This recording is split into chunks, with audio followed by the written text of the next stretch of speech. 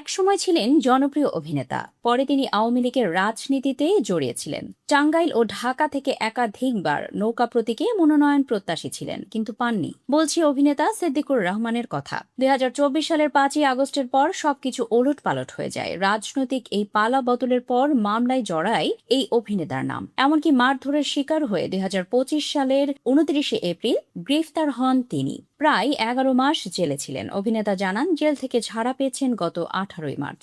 আর এই ১১ মাসের জেল জীবনই বদলে দিয়েছে তাকে, এমনটাই দাবি অভিনেতা সিদ্দিকের। সিদ্দিকুর রহমান বলেন, জেলে ১০ মাস ২২ দিন ছিলাম। ওই সময়টা সঠিকভাবে ব্যবহার করেছি। তখন ভাবছিলাম আমি শিল্পী মানুষ, সময়টাকে কাজে লাগাই। আল্লাহই আমাকে পরিবর্তন করিয়েছেন। অভিনেতা বলেন, আগে দিনের কাজে সেভাবে লিপ্ত ছিলাম না। জেলে নিয়মিত কোরআন ধরলাম, ৫ ওয়াক্ত নামাজ পড়া শুরু করলাম। সেখান থেকেই ধীরে ধীরে আমার মধ্যে পরিবর্তন আসে। আসলে জেলে প্রচুর চিন্তা করার টাইম পাওয়া যায়।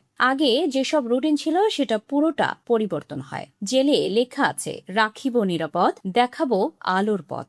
এই লাইনটা সিদ্দিককে নাড়া দিয়েছে। উল্লেখ করে তিনি বলেন, তারা যেহেতু জেলে নিরাপদে রাখবে, আমি নিজেই আলোর পথ খুঁজে নিয়েছি। সেই সাথে জেলে বসে ১৫টি নাটক ও ৩টে সিনেমার গল্প লিখেছি। নিজের উপর একটি বই লিখেছি। জেল থেকে বের হয়ে এখনো আমার সেই ট্রমা কাটেনি। শারীরিক ও মানসিকভাবে আগের রুলসের মধ্যেই যাচ্ছে। সিদ্দিকুর রহমান বলেন, আমি এখন পরিবারকে টাইম দিচ্ছি। ওখানে যে গল্পগুলো লিখেছি সেই কাজগুলো করব। জেলে যাওয়ার দিন থেকে জেল জীবন ও আমার নিজের পরিবর্তন নিয়ে বই লিখেছি। সেই কাজগুলো গোছাচ্ছি। হয়তো কিছুদিন পর থেকে কাজ শুরু করব।